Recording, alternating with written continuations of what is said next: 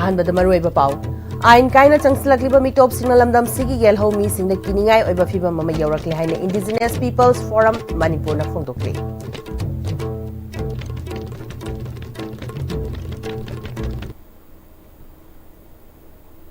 खुरुमचरी Am-Istv bu meeting dabiriba pumnamok taram nokchari hauji pau sandona pizari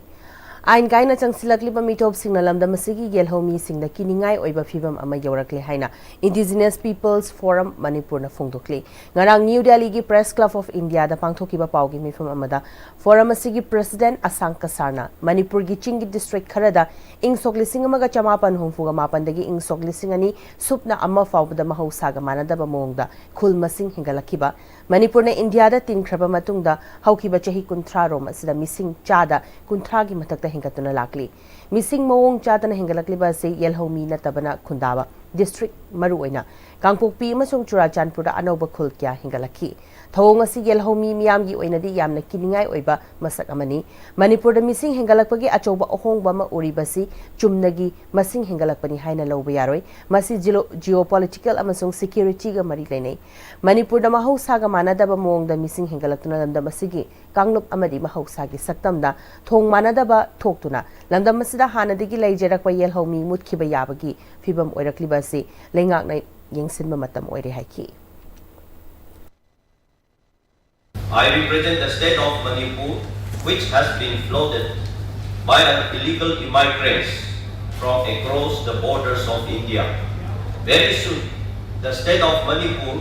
will become another Tripura, which the indigenous tribals are outnumbered by outsiders. If corrective and preventable measures are not put in place, so it is the same voice of the native people of Manipur to implement NRC in the near future. A grave threat has arisen to the indigenous population of Manipur from a wave of illegal immigrants. Illegal immigrants from Myanmar and Bangladesh frequently enter Manipur via porous borders using National Highway number 2 and 37. The use of fake documents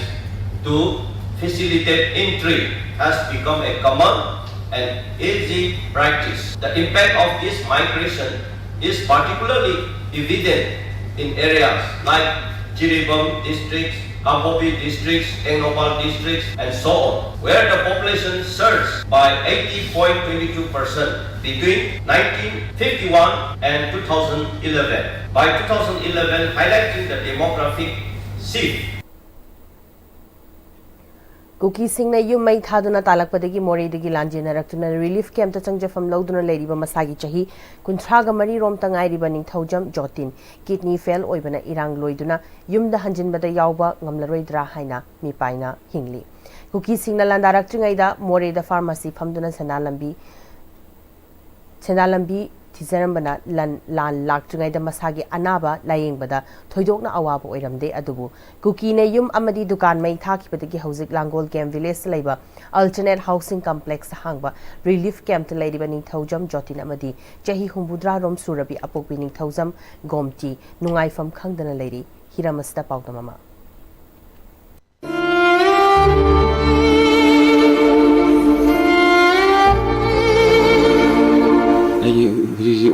अनाबजना नुसीब इरमदम ma'am हनबदा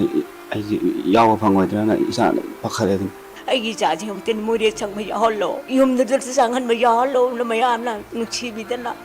तेन नुसीबियो मयामना आई चाजे हजे एखोने लेरिबो मफम मसी लांगोन game village the लेबा alternate housing complex the लेबा relief camp दनी हारिबे relief camp मसी मरुइना मोरेदगी लांजेना तुन लेबा अखोगी चिनिनाउसिंग लेरिबो मफमनी अखोय complex सी यामन निथि जना उरगसु रिलीफ कैंप नि मसाना अवाब नुंगाइबो मयाम अमा की मथक्ता अवाब वारीतन हेलब मफमनी अवाबन पिक थनलिकान जिदा रिलीफ कैंप द लैत्रिंगी ममांगदगी किडनी गी अनाबना मरम उरकान लायेंगदन लाकपा अदुबु लान असिना मरम उरकान लायेंग बंगम पंगन पुनमुक तेकपदगी हौजे रिलीफ कैंप यामना वाना लैरिबा मसागी सही कुंथ्रा मरी रोमतम ngairiba मोरेदगी निंगथौजम जतिन कौवा अमना मतौ क्रमना अवाब खांगली लोइनना महाक इमुंग मनुंगना महाक खिदमक्ता कै तौब ngamgadori प्रगे हाबिगी मतंगदा Am-Istv द थंगको वाफमजिन म्याम थमजगे फर्स्ट फास्ट आइन राजमिस्त्री दी येंगबनी हामु येंगमे ꯐꯒꯠꯄ ꯉꯝꯗꯕꯗꯒꯤ ꯑꯩ ꯌꯨꯝ ꯇꯥꯟꯅꯔꯒ ꯆꯥꯟꯗꯤꯒꯔꯗ ꯆꯠꯂꯨꯔꯦ ꯍꯞꯇꯥ ꯑꯅꯤꯃꯨꯛ ꯂꯩꯔꯨꯔꯦ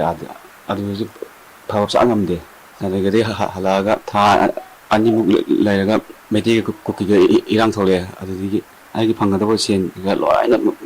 ꯀꯨꯀꯤꯅ ꯃꯥꯡ ꯇꯥꯍꯟꯈ꯭ꯔꯦ ꯗꯨꯀꯥꯟ ꯃꯩ ꯊꯥꯗꯣꯛꯈ꯭ꯔꯦ ꯌꯨꯝꯁꯨ ꯁꯥꯕ ꯂꯣꯏꯇ ꯉꯥꯏ ꯑꯗꯨꯁꯨ ꯊꯥꯗꯣꯛꯈ꯭ꯔꯦ ꯑꯗꯨꯗꯒꯤ ꯑꯩꯒꯤ ꯑꯅꯥ ꯂꯥꯏꯌꯦꯡꯗ ꯌꯥꯝ ꯈꯨꯗꯣꯡꯊꯤꯕ ꯑꯣꯏꯁꯤꯜꯂꯦ ꯄꯩꯁꯥ ꯑꯝꯇ ꯂꯩꯁꯤꯜꯂꯛꯇ꯭ꯔꯦ ꯏꯅꯥꯎꯄꯥꯒꯤꯗꯤ ꯗꯨꯀꯥꯟ ꯑꯩꯒ ꯊꯪꯅꯕꯅꯤꯕꯨ ꯂꯣꯏ ꯁꯤꯠꯅ ꯂꯣꯏ ꯊꯥꯗꯣꯛꯈ꯭ꯔꯦ ꯑꯗꯨꯅ ꯂꯥꯛꯅꯤꯡꯉꯥꯏ ꯂꯩꯕ ꯁꯦꯟꯒꯤ ꯂꯝꯕꯤ ꯂꯣꯏ ꯃꯥꯡꯈ꯭ꯔꯦ ꯈꯨꯗꯣꯡꯊꯤꯕ ꯑꯗꯨꯝ ꯅꯪꯉꯒ ꯍꯤꯗꯥꯛ ꯆꯥꯡ ꯅꯥꯏꯅ ꯆꯥꯕ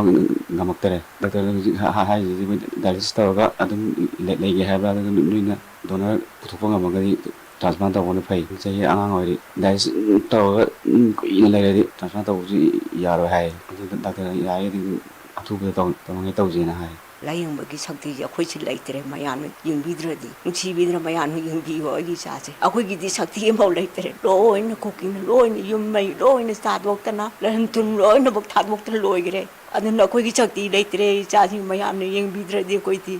ꯑꯩꯒꯤ ꯏꯆꯥꯁꯤꯡ ꯑꯃꯨꯛꯇ ꯃꯣꯔꯦ ꯆꯪꯕ ꯌꯥꯎꯍꯜꯂꯣ ꯌꯨꯝꯗ ꯆꯪꯍꯟꯕ ꯌꯥꯎꯍꯜꯂꯣ ꯃꯌꯥꯝꯅ ꯅꯨꯡꯁꯤꯕꯤꯗꯅ ꯑꯝꯇ ꯅꯨꯡꯁꯤꯕꯤꯌꯣ ꯃꯌꯥꯝꯅ ꯑꯩ ꯏꯆꯥꯁꯦ ꯀꯔꯤꯒꯨꯝꯕ ꯂꯩꯇ꯭ꯔꯦ ꯑꯩꯈꯣꯏ ꯈꯪꯗ꯭ꯔꯦ ꯇꯧꯔꯤꯁꯦ ꯎꯄꯥꯏ ꯂꯩꯇ꯭ꯔꯦ ꯑꯩꯈꯣꯏꯒꯤ ꯄꯨꯟꯁꯤꯁꯦ ꯀꯃꯥꯏꯅ ꯇꯧꯗꯣꯏꯅꯣ ꯍꯧꯖꯤꯛ ꯂꯤꯂꯤ ꯀꯦꯝꯁꯤꯗ ꯃꯌꯥꯝꯅ ꯆꯦꯡ ꯆꯥꯛ ꯈꯔ ꯄꯤꯕꯤꯔꯒ ꯄꯩꯁꯥ ꯅꯨꯡꯁꯥ ꯈꯔ ꯌꯦꯟꯕꯗꯨꯅ ꯏꯟꯖꯥꯡ ꯅꯥꯄꯤ ꯂꯩꯔꯒ ꯂꯦꯜꯂꯤ ꯄꯨꯟꯁꯤꯁꯦ ꯑꯩꯒꯤ ꯍꯧꯖꯤꯛ ꯑꯣꯏꯔꯤꯕ ꯑꯅꯥꯕꯁꯤꯅ ꯑꯩꯒꯤ ꯅꯨꯡꯁꯤꯔꯕ ꯏꯔꯝꯗꯝ ꯃꯣꯔꯦꯗ ꯃꯌꯥꯝ ꯍꯟꯕꯗ ꯑꯩꯁꯤ ꯌꯥꯎꯕ ꯐꯪꯉꯣꯏꯗ꯭ꯔꯅ ꯏꯁꯥꯅ ꯄꯥꯈꯠꯂꯦ ꯑꯗꯨꯝ ꯄꯨꯛꯅꯤꯡ ꯌꯥꯝ ꯅꯨꯡꯁꯤ ꯑꯋꯥꯕꯁꯤ ꯀꯣꯛꯅꯕ ꯃꯌꯥꯝꯅ ꯃꯇꯦꯡ ꯄꯥꯡꯕꯤꯔꯒ ꯑꯩꯒꯤ ꯑꯅꯥꯕꯁꯤ ꯂꯥꯌꯦꯡꯕꯗ ꯁꯄꯣꯔꯠ ꯇꯧꯕꯤꯌꯨ ꯍꯥꯏꯅ ꯍꯥꯏꯖꯔꯤ ꯃꯌꯥꯝꯗ ꯖꯣꯇꯤꯟ ꯑꯃꯗꯤ ꯃꯍꯥꯛꯀꯤ ꯏꯃꯨꯡ ꯃꯅꯨꯡꯅ ꯖꯣꯇꯤꯟꯗ ꯅꯥꯔꯤꯕ ꯑꯅꯥꯕ ꯑꯁꯤ ꯂꯥꯌꯦꯡꯅꯕꯒꯤꯗꯃꯛꯇ ꯂꯥꯟ ꯃꯃꯥꯡꯗꯗꯤ ꯗꯨꯀꯥꯟ ꯐꯝꯗꯨꯅ ꯐꯥꯔꯃꯥꯁꯤ ꯐꯝꯗꯨꯅ ꯉꯝꯅꯕ ꯂꯥꯌꯦꯡꯕꯒꯤ ꯊꯕꯛ ꯇꯧꯔꯝꯃꯤ ꯑꯗꯨꯕꯨ ꯂꯥꯟ ꯑꯁꯤꯅ ꯃꯔꯝ ꯑꯣꯏꯔꯀꯥꯟꯗ ꯁꯦꯟꯊꯣꯛ ꯂꯝꯕꯤ ꯑꯣꯏꯖꯔꯤꯕ ꯗꯨꯀꯥꯟ ꯄꯨꯝꯅꯃꯛ ꯃꯩ ꯆꯥꯛꯍꯧꯔꯕ ꯑꯃꯗꯤ ꯂꯩꯖꯔꯤꯕ ꯌꯨꯝ ꯁꯥꯕ ꯀꯨꯏꯗ꯭ꯔꯤꯕ ꯁꯪꯒꯥꯕ ꯀꯨꯏꯗ꯭ꯔꯤꯕ ꯌꯨꯝ ꯐꯥꯎꯕ ꯃꯩ ꯆꯥꯛꯈꯤꯕꯅ ꯃꯔꯝ ꯑꯣꯏꯔꯀꯥꯟꯗ ꯉꯁꯤꯗꯤ ꯂꯥꯏꯔꯕꯅ ꯄꯠꯂꯕ ꯍꯥꯏꯕ ꯐꯤꯚꯝ ꯑꯗꯨꯒꯤ ꯊꯥꯛꯇ ꯂꯩ ꯔꯤꯂꯤꯐ ꯀꯦꯝꯗ ꯂꯩꯔꯅ ꯀꯨꯀꯤꯁꯤꯡꯅ ꯃꯩ ꯊꯥꯗꯣꯛꯄꯤꯈ꯭ꯔꯕ ꯃꯣꯔꯦ ꯌꯨꯝ ꯑꯗꯨ ꯅꯧꯅ ꯁꯥꯔꯒ ꯑꯃꯨꯛ ꯂꯩꯕ ꯉꯝꯍꯟꯕꯤꯌꯨ ꯍꯥꯏꯕꯁꯤ ꯑꯄꯣꯛꯄꯤꯅ ꯃꯌꯥꯝꯗ ꯅꯤꯖꯔꯛꯏ ꯂꯣꯏꯅꯅ ꯑꯅꯥꯕ ꯖꯣꯇꯤꯟ ꯃꯁꯥꯅꯁꯨ ꯂꯥꯟ ꯑꯁꯤ ꯂꯣꯏꯔꯒ ꯃꯍꯧꯁꯥꯒꯤ ꯄꯨꯟꯁꯤꯗ ꯍꯟꯖꯤꯟꯗꯨꯅ ꯃꯣꯔꯦꯗ ꯆꯠꯄ ꯅꯨꯃꯤꯠ ꯑꯗꯨ ꯍꯧꯖꯤꯛ ꯂꯩꯔꯤꯕ ꯐꯤꯕꯝ ꯑꯁꯤꯅꯗꯤ ꯑꯅꯥꯕꯗꯨꯅ ꯁꯨꯝ ꯂꯨꯞꯁꯜꯂ ꯂꯥꯟꯅꯗꯤ ꯂꯣꯏꯕ ꯅꯥꯏꯗ ꯁꯨꯝꯃꯛ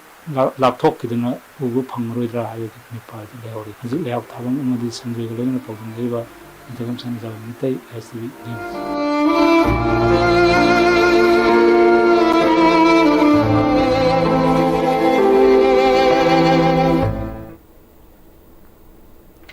ꯍꯧꯖꯤꯛꯐꯥꯎꯒꯤ ꯃꯔꯛꯊꯠꯅ ꯇꯦꯝꯕ ꯕ꯭ꯔꯦꯝꯇꯪ ꯂꯧꯃꯤꯟꯅꯁꯤ ꯍꯣꯡꯂꯛꯂꯤꯕ ꯄꯨꯟꯁꯤꯒꯤ ꯑꯔꯩꯕ ꯆꯥꯕ ꯌꯥꯕ ꯃꯈꯩ ꯆꯥꯁꯤꯟꯅꯔꯤ ꯑꯗꯨꯅ ꯍꯤꯗꯥꯛ ꯂꯥꯡꯊꯛ ꯀꯌꯥ ꯑꯃ ꯆꯥꯗꯕ ꯌꯥꯔꯛꯇꯦ ꯆꯥꯁꯤꯜꯂꯤꯕꯁꯤꯡꯗꯨꯅ ꯑꯗꯣꯝꯒꯤ ꯂꯤꯚꯔꯗ ꯀꯌꯥꯝ ꯁꯣꯛꯍꯜꯂꯤ ꯈꯪꯕꯤꯕ꯭ꯔꯥ ꯂꯤꯚꯔꯅꯕꯨ ꯁꯣꯛꯂꯕ ꯆꯥꯅꯤꯡ ꯊꯛꯅꯤꯡꯕ ꯐꯥꯎꯗꯕ ꯄꯨꯛ ꯅꯨꯡꯉꯥꯏꯇꯕ ꯈꯣꯡ ꯍꯥꯝꯕ ꯅꯨꯡꯉꯥꯏꯔꯛꯇꯕ ꯑꯃꯗꯤ ꯀꯨꯆꯨ ꯀꯨꯃꯦꯟ ꯁꯦꯡꯍꯜꯂꯛꯇꯦ ꯈꯨꯗꯤꯡꯃꯛꯁꯤꯕꯨ ꯉꯥꯛꯊꯣꯛꯀꯦ ꯍꯥꯏꯔꯕꯗꯤ ꯖꯣꯂꯤꯞ 100% ꯅꯦꯆꯔꯦꯜ ꯁꯤꯔꯞ ꯑꯃꯗꯤ capsule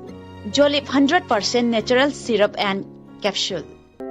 This World Health Day, prioritize your health with Seizure Hospitals. Join our free ENT camp from April 7 to 12 at Seizure Urban OPD, Kisampat. Consult expert ENT specialists from 9 a.m. to 12 noon. Get 15% discount on investigations and 10% on procedures. For more information, call 9362-808-231. ꯃꯇꯝꯒꯤ ꯅꯨꯡꯁꯤꯠ ꯅꯨꯡꯁꯥ ꯑꯃꯗꯤ ꯑꯏꯪ ꯑꯁꯥꯅ ꯃꯔꯝ ꯑꯣꯏꯔꯒ ꯂꯣꯛ ꯊꯨꯡꯕ ꯑꯃꯗꯤ ꯈꯨꯕꯅꯆꯤꯡꯕ ꯇꯠꯇꯅ ꯊꯣꯛꯍꯜꯂꯤ ꯄꯨꯝꯅꯃꯛ ꯁꯤꯕꯨ ꯈꯨꯗꯛꯇ ꯐꯍꯟꯕ ꯉꯝꯂꯕ ꯀꯥꯐꯤꯗꯣꯟ ꯀꯞ ꯁꯤꯔꯞ 100% ꯍꯥꯔꯕꯦꯜ ꯄ꯭ꯔꯗꯛꯅꯤ ꯂꯣꯛ ꯈꯨꯕꯗ ꯅꯠꯇꯅ ꯅꯛ ꯃꯍꯤ ꯆꯦꯜꯂꯕ ꯑꯃꯗꯤ ꯈꯪꯅꯥꯎ ꯃꯔꯦꯡ ꯆꯠꯂꯒ ꯂꯣꯛ ꯀꯪꯈꯨ ꯈꯨꯔꯕ ꯀꯥꯐꯤꯗꯣꯟ ꯀꯞ ꯁꯤꯔꯞ ꯊꯛꯄꯤꯌꯨ ꯀꯥꯐꯤꯗꯣꯟ ꯀꯞ ꯁꯤꯔꯞ ꯕ꯭ꯔꯦꯛꯀꯤ ꯃꯇꯨꯡꯗ ꯃꯌꯥꯝ ꯑꯃꯨꯛ ꯈꯟꯅ ꯇꯔꯥꯝ ꯅꯣꯛꯆꯔꯤ ꯃꯈꯥ ꯇꯥꯕ ꯄꯥꯎ ꯄꯤꯖꯔꯤ hui amadi haudongda sandorappa lainasingdagi ngakthoknaba Netaji Memorial Club Khurai Kongpalna sinduna ngasi nomagi oiba anti-rabies vaccination program ama Kongpal Thongkhongda leiba club ki sanglenda pangtokre club asna district veterinary officer Imphal East ka khosamnarga pangthokiba ida kapthokpagi thoramada club asna konba Kongpal ningthobung leikai laishram leikai sajo leikai jingangbum leikai amadi akoibada leiba mafam singdagi purakpa hui haudong sing anti-rabies ki hidak sing kapthoki vaccination program adugi matangda Netaji Memorial Club Khurai Kongpal ki president Ramananda Sairem Jana hui amadi haudongda leina makhal ama sandoraktuna mioibada akiba pirakliba sidagi ngakthoknaba club asna district veterinary office Imphal East ka kusamaduna ida kapthokpagi thaba asi chathabani jawragna hui amadi haudong chahum lomda anti-rabies ki hidak kapthokre haki United Youth Club Lairik Kingbam Laikai District Veterinary Office Imphal East ka khusamnaraga ngasi noma gi oiba anti-rabies vaccination program pangthokre. United Youth Club Lairik Kingbam Laikai da pangthokliba anti-rabies vaccination program adda yumda loiba hui hogdong chama henbada anti-rabies vaccine kapthoki hairki.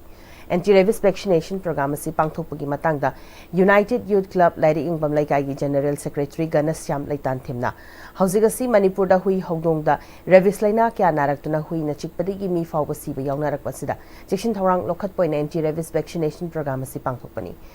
United Youth Club Lairik Kingbam Laikai gi oinadi program asi chahi khudingi leptana pangthoktuna lakli haiki. Menona nasi kape anti-rabies vaccine kapsul jadi Manipur da koi hui hogdong da koi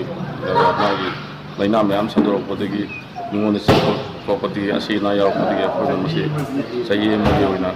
koi anti-rabies vaccine program vaccine dia da bagi koi materials clubs na program lo district veterinary department sing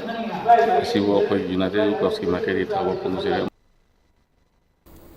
Hauzilis lakpada maroiba pawm khana pisari. Ain kaina sangsilakliba mitop sing lamda masiki gel homi sinda kiningai oiba fiba mama yaurakle haina Indigenous Peoples Forum Manipur na phongtokli. Hauzi phawge na Am-Istv na sandok chari ba pawm tanga silo shinjare miring tabiri ba punama pom khana khurum chari.